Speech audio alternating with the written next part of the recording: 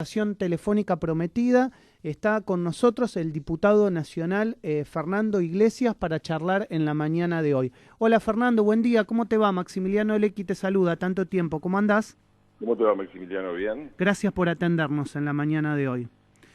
Contame. En el día, durante el programa estábamos hablando de la cantidad de DNUs que se habían emitido por parte del Poder Ejecutivo Nacional, 35 por parte de Alberto Fernández, llegando casi le falta uno para ser igual o llegar a la misma cantidad de DNU en 4 meses que tuvo Duhalde en su momento. ¿Por qué pasa esto? ¿Por qué pensás que el Congreso no puede de alguna manera estar funcionando y sancionando para que estos DNU no se den?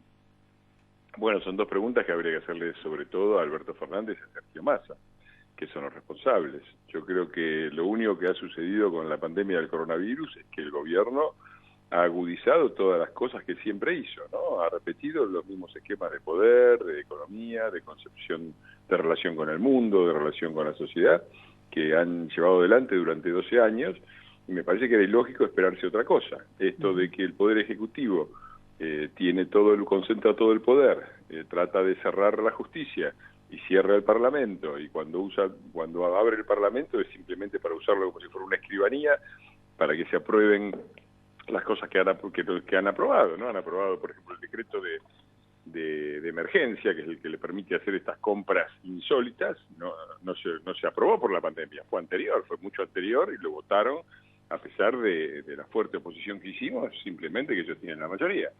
Así que no veo ninguna sorpresa en esto, veo simplemente una continuidad de las lamentables políticas de Estado que llevaron durante 12 años en un contexto mucho más favorable.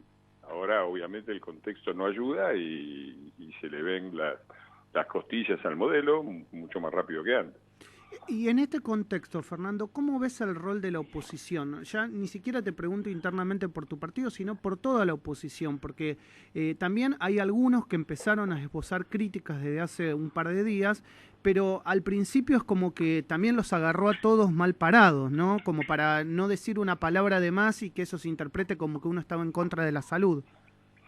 Yo creo que la oposición ha cumplido con un deber elemental de reconocimiento democrático de la decisión que tomó el pueblo argentino el año pasado, que fue que gobiernen ellos y no nosotros.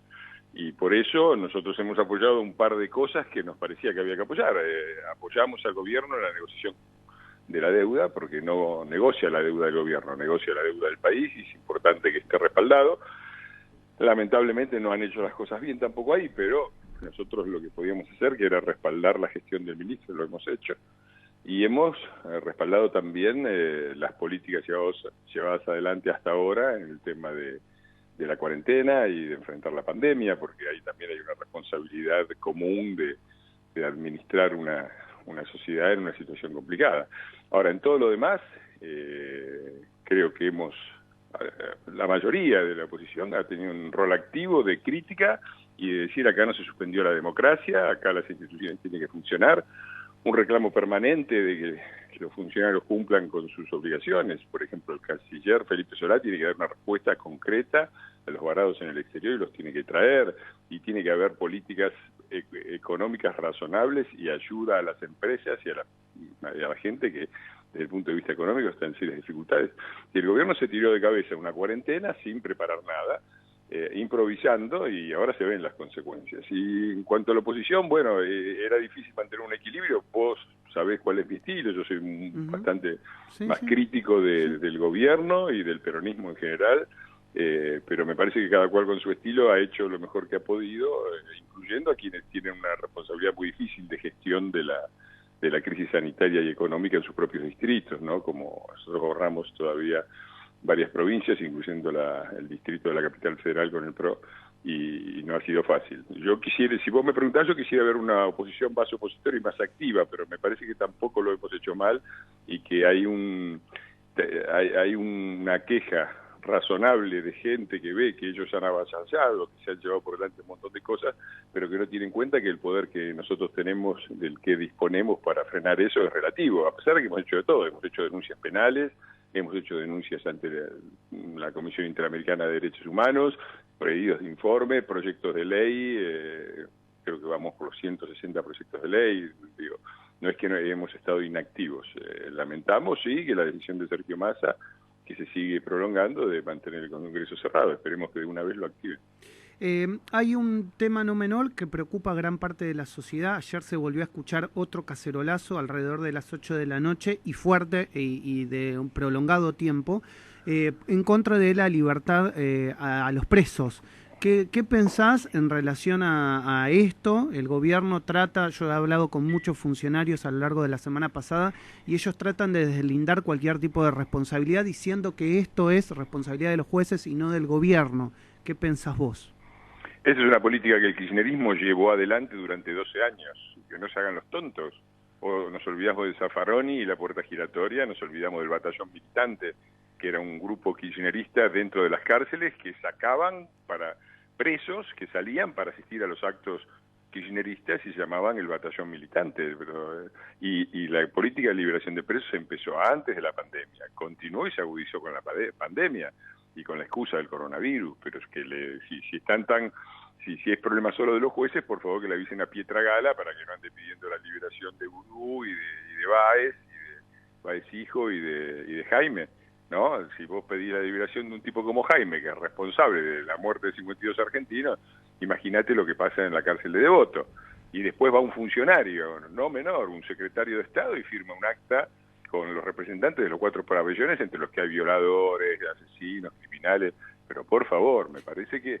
Y después era quien saca... El propio presidente dijo eso, el propio presidente dijo que apoyaba la liberación de presos por el coronavirus, está en todos lados las declaraciones, así que me parece que, repito, no veo la sorpresa, es lo que hicieron durante 12 años, lo hacen más ahora, y obviamente la gente en una situación así se asusta, porque si estás encerrado en tu casa por la pandemia y tratando de cuidarte y qué sé yo, no me falta que larguen a los criminales que viven en el barrio, ¿no? Me parece que más que no, yo realmente, a mí me da la sensación que el rechazo de la sociedad a esto es mayoritario y es masivo, pero a mí lo que me sorprende en realidad es cuando hablo con muchos funcionarios y con muchos diputados del otro lado, me dicen, bueno, pero esto también pasa en otros países del mundo, no es el único país. No, esto no pasa. En otros países del mundo lo que se hizo fue tomar las medidas sanitarias necesarias dentro de las cárceles primero, porque se veía venir. Nosotros además la vimos venir mucho antes, porque tuvimos la oportunidad de tener muchísimo tiempo, de ver cómo venía la cosa en Italia y en España. Sabíamos que iba a existir ese problema, no sabíamos cuál iba a ser la magnitud, pero lamentablemente nuestro ministro de Salud decía que acá no iba a llegar y no se preparó nada, no se compraron reactivos, no se compraron respiradores y no se prepararon las cárceles. En otros países prepararon las cárceles, hicieron listados exhaustivos de quiénes eran presos no peligrosos, que estaban por terminar la condena, y salieron controlados, con tobillera, bajo control de la policía. Acá largaron 3.000 tipos a la calle y no sabemos dónde están. Después, cómo los van a tener que salir a buscar con el caza mariposas. No se hizo lo mismo, no es lo mismo. Es muy diferente. Hay un bien público que es la seguridad de la sociedad, que el gobierno está obligado a respetar. Y es raro estos muchachos que siempre ponen por delante el colectivo respecto al individuo, que no comprendan que el colectivo es la sociedad que tiene derecho a protegerse de los criminales, de individuos que además han delinquido.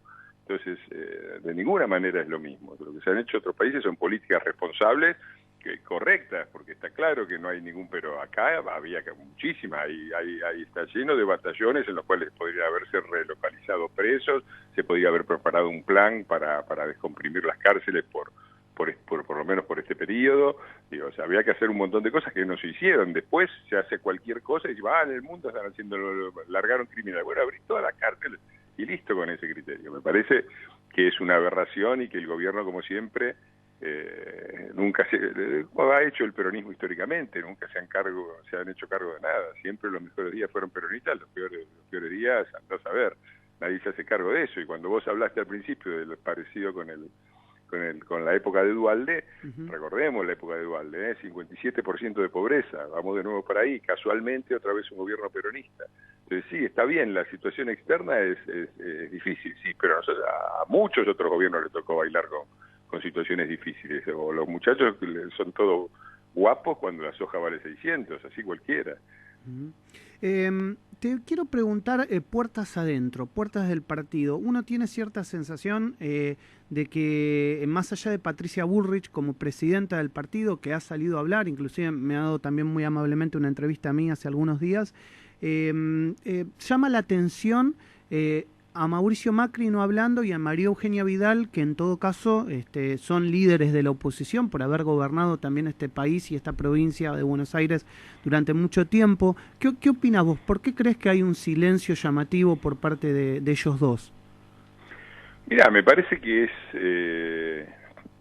tanto la ex gobernadora de la provincia de Buenos Aires como el expresidente de la Nación son cargos, o sea, han ocupado cargos muy fuertes, muy importantes, y por eso su palabra tiene un peso muy alto. En un momento de dificultad, me parece razonable que bajen un poco el tono de sus críticas o que traten de no tener que estar en primera línea para tampoco darle la excusa al gobierno de que le hacen lo mismo que hicieron ellos, ¿no? Ellos apenas llegó Cambiemos al gobierno, armaron el club del helicóptero y se dedicaron a invadir las calles, a pedir renuncias.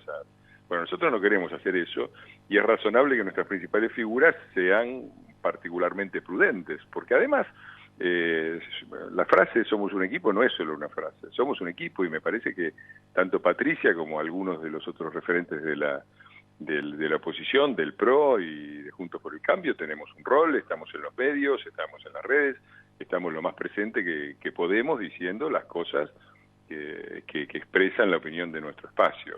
En ese sentido me parece que la prudencia tanto del expresidente como de la exgobernadora es correcta, sobre todo en este momento complicado, en donde una palabra de más puede complicar las cosas. No queremos ser como ellos, no queremos ser lo que ellos fueron cuando nosotros estábamos en dificultades, y Alberto Fernández. Brancatelli salía a decirle a la gente que corrieran a sacar los ahorros porque se venía el corralito, y toda la lacra de los Brancatellis y los Jorge Rial.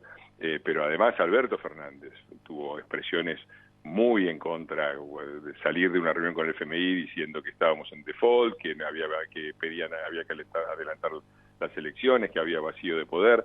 Eso lo hizo el expresidente Alberto Fernández. A mí me parece bien que nosotros no hagamos lo mismo que hicieron ellos. La última se la voy a dejar del otro lado. Seguimos hablando con Fernando Iglesias. Del otro lado está Augusto Niesgay en el teléfono. Augusto, ¿le querés hacer una consulta al diputado? Sí, Fernando, quería consultarle, buen día primero que nada, sobre, si bien está mencionando los contrapuntos que hay entre el gobierno nacional y el gobierno de la ciudad de Buenos Aires, quería consultarle en algo que coinciden ambas partes, que es en la cuestión de extender la cuarentena y de tratar de cuidarnos a todos en el marco de esta pandemia. ¿Cómo cree que va a seguir después de la finalización de esta nueva etapa? Se está hablando de que se va a extender. ¿Cuál es su opinión al respecto? Quería consultarle. No, yo ahí percibo una diferencia. El gobierno de la ciudad ya está anunciando que está viendo las medidas de flexibilización de la cuarentena después del 10.